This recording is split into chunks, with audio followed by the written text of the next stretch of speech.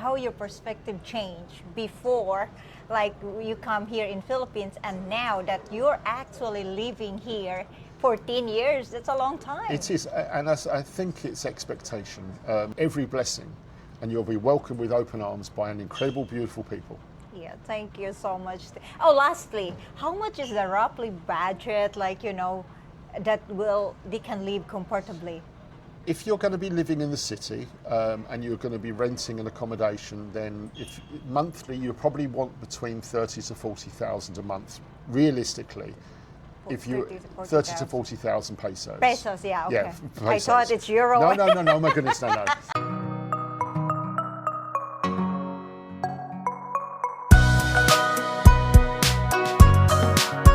Hi, hello everyone. Welcome back to my channel. It's Wang, and today I am sitting with Steve. Steve, how are you today? I'm very well, thank you. How are you? I'm doing great, fantastic. But first of all, I would say thank you for the time today. You said yes for this interview. It's my pleasure. So, how long you been here in the Philippines?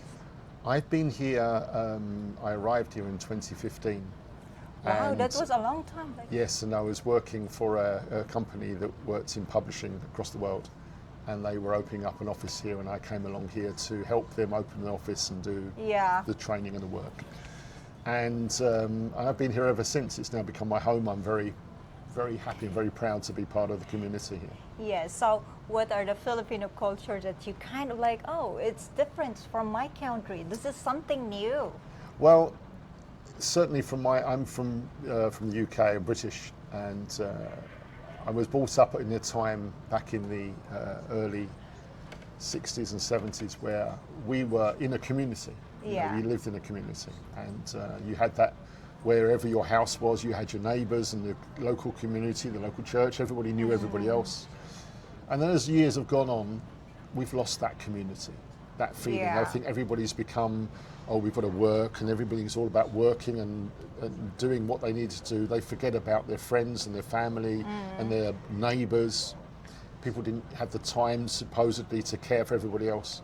And we've lost that identity, which is a shame. So when I came here and you saw the way that the Filipino people are welcoming you, and you'd go out in the morning and say hello, and you'd get a hello back, which was like, oh my goodness, he actually spoke back. It was fantastic, And obviously the beautiful country itself, although when I came here, I was just in the Cebu city. And so for the first quite a long time, I just saw the traffic and everything, which is not a problem because I'm from London, so you know what that's like. But it is, I get the chance to meet the people and travel around a little bit more as well. And as the time has gone on, then we had our big challenge with COVID. Yeah, you were here during the COVID? Absolutely, yeah. Oh my God. So I experienced that. And then we had people dealing with that, and it was very hard here. It was dealt with in the Philippines in a very different way. We were all locked down completely, weren't we? It was hard, And that meant that a lot of communities missed a lot of their because we rely upon tourism here a lot. So communities were decimated. And then we had, obviously, the big storm of debt. Yes, it's going together. So we had one thing, and then that was a bad year. But that showed the resilience of the people. And if anybody was under any kind of misunderstanding of what it was like to live in the Philippines, that showed that even in the worst time, in the worst situation, the fact that you get this beautiful smile and this ability to be able to just say, we'll get on with it. People had lost everything. They lost their homes, they had no food, their places were flooded. And yet you'd wake up and everybody would be helping everybody else. Yes, that's what we are. And it's incredible. And if your heart can't go out to people in that situation, then you're a statue, honestly. And honestly, for foreigners that did stay here, it was very hard as well, because we'd lost any kind of connection with our own countries, some of the backup support, so we were relying upon our own ability to be able to get by. And for those of us that stuck it out, we're still here, and we're just, everybody, we'll all just be rebuilding and trying to find our way to get back to where we were, but make things better. And I think we learned a lot of lessons in that time as well. Education took a big hit. It was very hard to keep schools open. It's very hard to keep people going. Homeschool during that time. Yeah. So how your perspective changed before, like you come here in Philippines, and now that you're actually living here 14 years, that's a long time. It is, and I think it's expectation. I did come from a background where I travelled a lot and went to countries okay. where I saw Yes. different ways of life. Yeah. Particularly, I think my biggest experience of seeing a very big difference in the culture and also the expectation how people live was in India. And I think when you go to a country like that, where you've got the very rich and the very poor, Yeah. and a huge chasm, but they have a different attitude. Here, although you know that there is people who are rich and there are people who are not so rich and people who are poor, you don't see it in the faces and the way they live their life. Yeah, yeah. They live simple life. We've talked about simple Yes. life and what that means. What that Yeah, means is, what does that mean? what does simple life mean? Simple life means even here. if you have very little, you feel as if you still have enough. You'll have food in your belly, you'll have somewhere to sleep and rest, and you'll have people around you that if you really need, you will get support. Got your back. And that is an incredible thing. That says everything about the Filipino. So, how about your country? In your country, back to your country, what is simple life means in there? Wow. I think the perspective, the understanding of simple life there just means they'll go out to work every day, they'll come back, they'll pay their bills, and they'll do something with the little they have. But there's always that feeling of you're working 50 weeks a You year get exhausted. to get 2 weeks of a break, and everything, that break, that vacation you might have, you're looking forward to it so much, and then it's gone and you're thinking, oh, I'm back again. And because we have seasons where it's summer and then the winters can be very long and it's cold and it's wet. Different, Very, very weather hard. is different. Whereas here you wake up every morning and you see that sunshine. Sunshine. Like beautiful, lovely and warm. Yes, yes. Yeah, how about the dating? Like in dating, what are your observation about women in here? And I'm not trying to compare or make something like just what are the big I have to be very differences? careful here, Yes, don't we? You have to be this is very a careful kind- what you say. Yeah, yeah. Now, I think that it's about what you expect. Yes. Now, yes. I think where you've come from and what your lifestyle was with your partners and what kind of experience you had in relationships, like everybody, Yes. we all have our experiences, some good, some not good, so good. But if you're coming here just to look for a Filipino girlfriend or partner or wife or whatever, then I think then there are things you have to be careful of because, Yes. With every country, you're mixing lifestyle, you're mixing culture, religion. Yeah. And I think with all those things, if you come here thinking, I'm going to find myself a girlfriend or whatever, be careful. Yes. Because what are those things that you have to be focused on, like kind of like pay much attention in looking for a girlfriend or a wife maybe? So what are those things in your opinion? respect. I agree with that. I think if you think that you're going to find somebody who's going to understand your culture, no, it takes a time to get to that blending and bonding to go through because they're two different cultures. But respect and understanding and patience are so important because a Filipino partner will give you so much and it's so easy. Do not take that for granted. Yes. And we all learn from those things. we all have our good days and bad days. Yeah. And sometimes those bad days when we can be a bit grumpy Yeah. and maybe not so patient.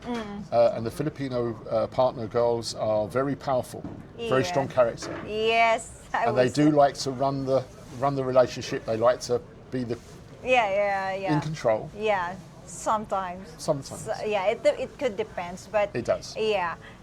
That is very. There's a blending, and there is a it's funny that word that says blending.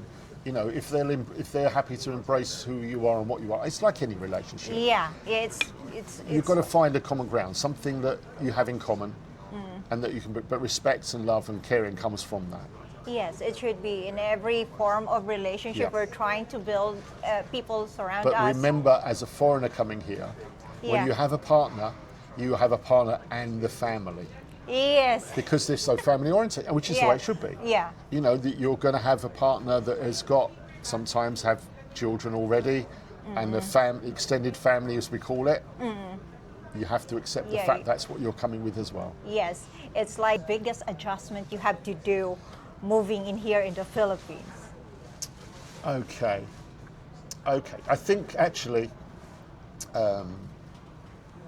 the things that you might think of the comforts of home, those things that you enjoy that you can't get here, and sometimes that's food or facilities sometimes, but that's the adjustment.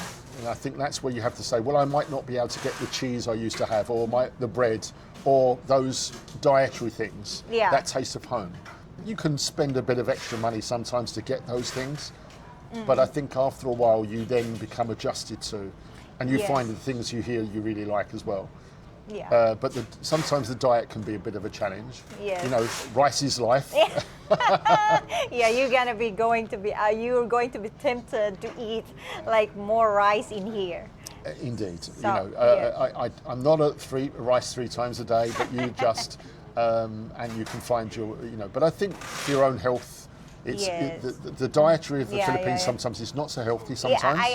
It's okay. I know that. So I think there's lessons to be learned on all things. Then. Yes. So how long it takes you to adjust? Like you can feel, I'm okay now. I think there's a big difference between when you're living in the cities, like Cebu City, and when you're living in the provinces. I think that the adjustment is according to what you're looking for. Yes. If you're looking for the adjustment within a city, that can be quite quick because you're in a city life and you're still doing the same thing. I think if you're living in the provinces, that's a bigger difference because you might not get the access to the supermarket with all the things necessarily. But then you find the local market, the local fishing and everything else as well. And again, it's that how much are you willing to adapt? How quick and how open-minded you are in a way, Health is very important. I mean, I do understand the fact that some people who come here, they need health. They have health requirements. So make sure you're within easy reach of those facilities you need. Don't go out into the provinces and then complain that you haven't got something local to you. Yes, I agree with that, Steve. So now that you are here completely in the Philippines for 10 years, how often you go to your country? Never? Oh, well, okay. What are the things that makes you busy here and in the Philippines? Well, I've always been working here as well. I'm not retired or even close to it, so therefore it's always been a case of I'm working, and we're working to help the local communities since COVID and since the lockdown and then Odette. The local communities rely very much on tourism, so we've been working to help with local tourism. That's great. And also helping to promote the resorts, the hotels, the activities through networking, connectivity, producing ability, promoting the Philippines through magazines, through internet, through connections. And so many things. It is, we help locally.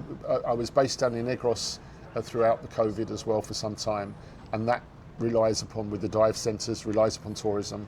And so when everything was opening up again, you needed to let people know what was available. If you're a foreigner coming here, you want to dive, you need to know where the place is open again, how you get there, what facilities you'd have. So you needed some way of being able to promote that. And that wasn't available. The Philippines didn't get on board with that very quickly after the opening. So providing a resource where you can tell the world about what's...